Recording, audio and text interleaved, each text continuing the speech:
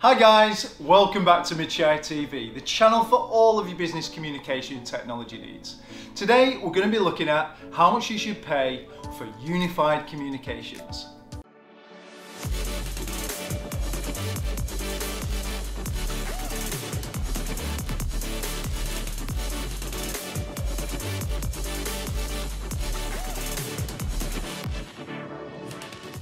First of all, what is unified communications? Let's explain that first. So unified communications is bringing all of your methods of communicating both internally and externally with staff and customers alike and bringing them all into one unified platform. Another acronym that I'm going to be using today is UcaaS, Unified Communications as a Service. So instead of buying outright or perhaps leasing a traditional phone system, what you're doing is you're going to be renting the licenses a bit like Microsoft 365 for example, and you're going to be renting those on a monthly basis, a sort of a subscription model, a little bit like Netflix as another example. So as a business, you might be realizing now that your on-premise telephone system that served you so well pre-pandemic is probably not up to speed with the times just now, with the demands of a modern workforce, working from home and the like. But what you might not realise is that that actual cloud-hosted telephone system, unified communications, might actually save you some money. And the reason for that is because an on-premise telephone system has usually got quite high maintenance costs where the moving parts, the actual brains of the telephone system are sat at your office rather than in the cloud where there are network technicians looking after it all the time. So the first thing you should know is the unified communications platform isn't as expensive as you might think when compared with a traditional on-premise phone system.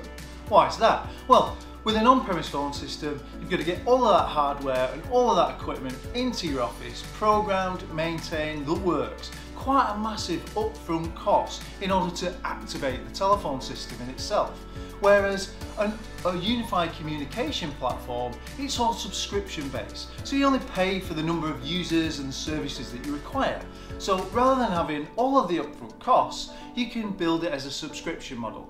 Much more affordable for your business. A potential hidden cost for you when comparing to a traditional phone system is the maintenance costs. With a traditional phone system, which is put into your premises, we just talked about that there, is that in year 2, 3, 4 and 5 and onwards, then that telephone system is going to need maintenance. And that's often forgotten about on day one. And often in year 2 and year 3 and further, when things start to go wrong, these things are computers, they're on all the time, they're moving parts, they do go wrong from time to time, that's when you get hit with some additional costs to actually maintain the telephone system. With a unified communications platform, the price that you agree, the subscription model, that's covering all your maintenance and actually software development as you go along.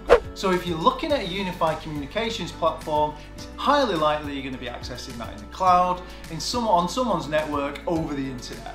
So there are quite a few elements that make up to influence how much you're going to pay. Let's take them one at a time.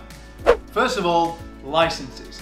You're going to need a license for every user or extension on the unified communications platform. And that's going to differ from a basic license, perhaps a telephone extension that doesn't get used very much in a school classroom or a warehouse, something like that, or you might need a proper power user who's making lots and lots of telephone calls, receiving lots more telephone calls, and needs a bit more functionality, a premium license, so to speak. So you need to identify which users identify with which licenses. Okay, next on the list, connectivity. If you're going to be using unified communications sat in the cloud, you're going to need the best motorway that you can possibly have to get you from wherever you are to the cloud itself. So connectivity is absolutely critical when you're using a unified communications platform.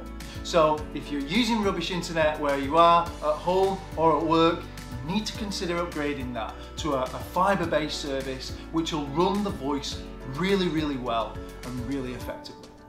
Next on the list, devices. Okay, way back when we all had a hard phone on our desk and we used that with a handset, dead easy, to make and receive calls and what have you.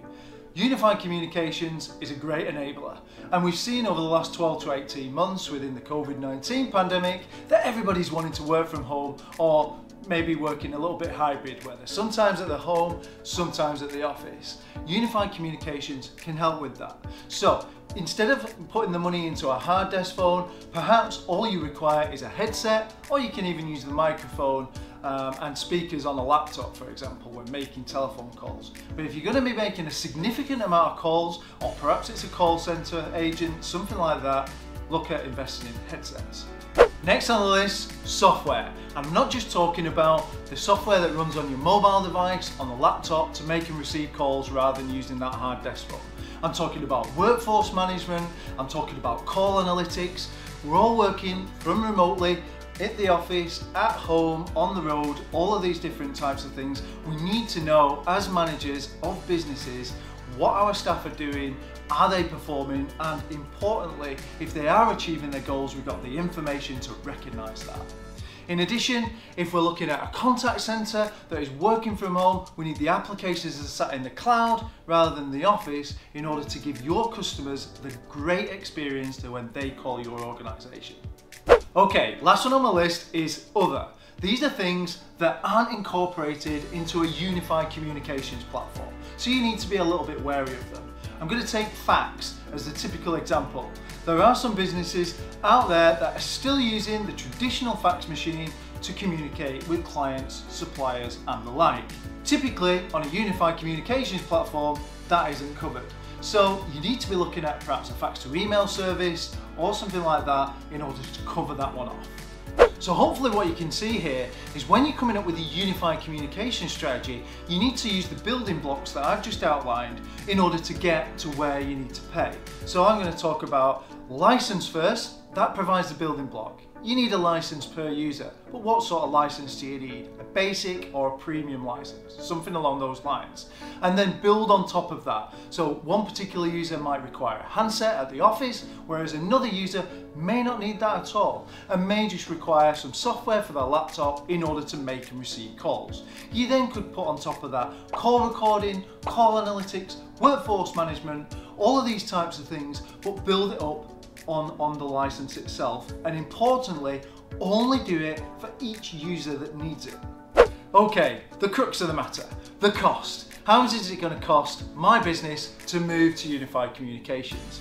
Given everything that I've told you about the building blocks, you might not be surprised to hear that there's quite a variety of prices out there in the marketplace, which makes it a bit more complex. So I've seen prices out in the marketplace for £5 per user per month.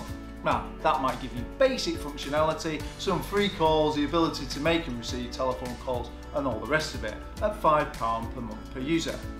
You can take that all the way up to £200 per month per user.